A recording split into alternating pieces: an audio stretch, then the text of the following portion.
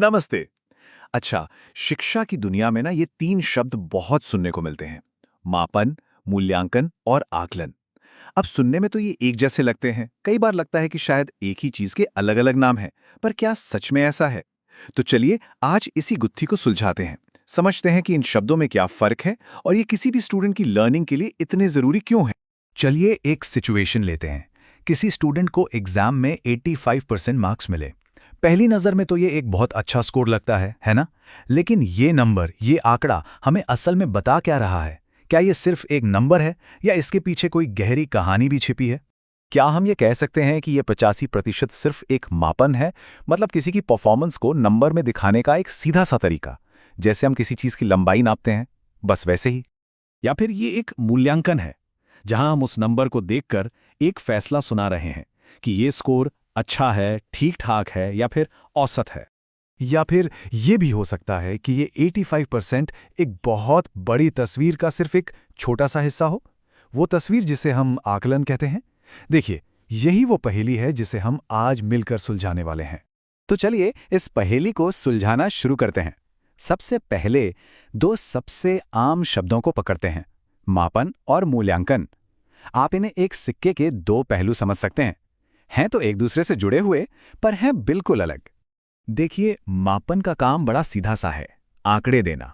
ये पूरी तरह से क्वांटिटेटिव होता है, ऑब्जेक्टिव होता है। जैसे किसी टेस्ट का स्कोर, किसी की हाइट या वेट।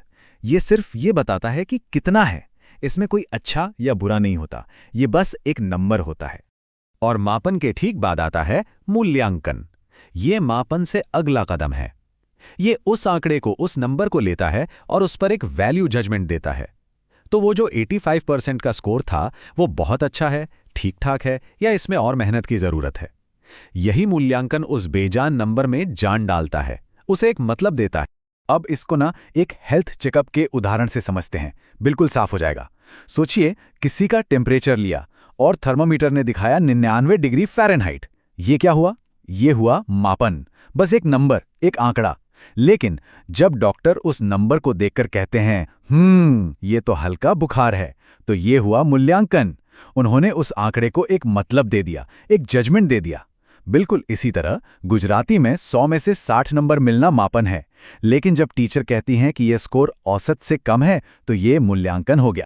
तो बात सीधी सी है, मापन हमें नंबर देता है, लेकिन मूल्यांकन उस नंबर को एक कहानी देता है। बिना मूल्यांकन के वो 85% सिर्फ एक नंबर है, लेकिन मूल्यांकन के साथ वो सफलता या सुधार का एक संकेत बन जाता है। तो ठीक है, हमने मापन और मूल्यांकन को समझ लिया, लेकिन एक और शब्द है जो इन दोनों से भी बड़ा है, और वो है आकलन। तो फिर ये आकलन क्या है और इस पूरी तस्वीर में ये कहाँ फिट बैठता है? देखिए, आकलन एक बहुत बड़ी और लगातार चलने वाली प्रक्रिया है। इसका काम सिर्फ नंबर देना या पास फेल का फैसला सुनाना नहीं है। आकलन जो है वो मापन और मूल्यांकन दोनों का इस्तेमाल करता है ताकि सीखने सिखाने की पूरी प्रक्रिया को बेहतर बनाया जा सके।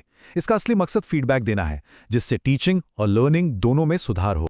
आकलन को किसी फाइनल रिपोर्ट कार्ड की तरह मत देखिए, इसे एक सफर के नक्शे की तरह सोचिए। ये 3 जरूरी सवाल पूछता है। स्टूडेंट अभी कहाँ है, उन्हें पहुंचना कहाँ है, और सबसे जरूरी, वहां तक पहुंचने का सबसे अच्छा रास्ता कौन सा है। ये स्टूडेंट्स और टीचर्स दोनों के लिए एक गाइड की तरह काम करता है। अब आकलन के भी दो बहुत अलग-अलग मकसद हो सकते हैं और इस फर्क को समझना बहुत जरूरी है। एक आकलन वो है जो सीखने की प्रक्रिया में मदद करता है और दूसरा वो जो सीखने के बाद नतीजे को मापता है। पहला है सीखने के लिए आकलन, जिसे फॉर्मल भाषा में रचनात्मक मूल्यांकन या फॉर्मेटिव इवैल्यूएशन भी कहते हैं। यह सीखने की प्रक्रिया के दौरान होता है। इसका मकसद है गलतियों को पकड़ना और उनमें फौरन सुधार करना। बिल्कुल वैसे ही जैसे कोच मैच के बीच में ही खिलाड़ियों को बताता है कि क्या गलती हो रही है और इसे कैसे ठीक करना है। और दूसरा है सीखने का आकलन, यानी योगात्मक मूल्यांकन या समेटिव इवैल्यूएशन। ये किसी चैप्टर या कोर्स के खत्म होने पर यानी अंत में होता है। इसका मकसद ये जानना है कि स्टूडेंट ने कुल मिलाकर कितना सीखा। ये फाइनल एग्जाम या आखिरी प्रोजेक्ट की तरह है जो सीधा नतीजा बताता है। और इन दोनों के बीच का फर्क ये खाना पकाने वाला उदाहरण बड़े शानदार तरीके से समझाता है। देखिए, जब बावर्ची सूप बनाते बनाते उसे चखता है ताकि नमक मिर्च ठीक कर सके, तो वो है रचनात्मक आकलन। लेकिन जब मेहमान आकर उस तैयार सूप को चखता है और अपना फैसला सुनाता है कि वो कैसा बना है, तो वो है योगात्मक आकलन। एक सुधार के लिए है तो दूसरा अंतिम फैसले के लिए। स्रोत दस्तावेज में इन दोनों के बीच के फर्क को एक टेबल में बहुत अच्छे से समझाया भी गया है। जैसे कि हम देख सकते हैं, रचनात्मक मूल्यांकन का मकसद है निदान करना और सुधार करना, जबकि योगात्मक मूल्यांकन का मकसद है ग्रेड देना और प्रमोशन तय करना। एक प्रक्रिया पर ध्यान देता है तो दूसरा नतीजे पर। तो हमने अलग अलग टुकड़ों को समझ लिया।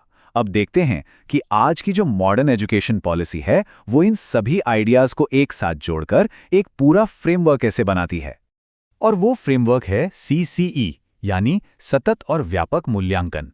इसका सबसे बड़ा मकसद है स्टूडेंट्स पर से साल के अंत में होने वाली एक बड़ी परीक्षा का बोझ हटाना। इसमें सतत का मतलब है कि मूल्यांकन सिर्फ आखिर में नहीं होगा, बल्कि पूरे साल लगातार चलता रहेगा। और व्यापक वाला हिस्सा तो बहुत ही जरूरी है। इसका मतलब है पूरे बच्चे का आकलन करना। सिर्फ सब्जेक्ट्स में वो कैसा है ये नहीं, बल्कि उसकी co-curricular activities, life skills, social और इमोशनल स्किल्स, यहाँ तक कि उसकी फिजिकल हेल्थ और वैल्यूज का भी आकलन करना। ये सिर्फ ये नहीं देखता कि स्टूडेंट क्या जानता है, बल्कि ये भी देखता है कि वो एक इंसान के तौर पर कैसे ग्रो कर रहा है। और ये सिर्फ कोई किताबी ख्याल नहीं है, इसे देश की बड़ी शिक्षा नीतियों में शामिल किया गया है, जो रटने पर नहीं बल्कि ज्ञान को असल जिंदगी में इस्तेमाल करने की क्षमता पर जोर देती है। क्योंकि असली शिक्षा तो वही है जो काम आए, है ना? तो संक्षेप में कहें तो ये सोच में एक बहुत बड़ा बदलाव है। यानी सिर्फ परफॉर्मेंस का एक स्नैपशॉट लेने के बजाय ग्रोथ की एक पूरी कहानी को देखना। ये मानना कि सीखना एक मंजिल नहीं, एक सफर है। तो अंत में एक अच्छे आकलन का सबसे बड़ा मकसद यही होता है। ये सीखने का एक नक्शा है। ये स्टूडेंट्स को उनकी मंजिल दिखाता है और टीचर्स की मदद करता है उस मंजिल तक पहुंचने का रास्ता बनाने में।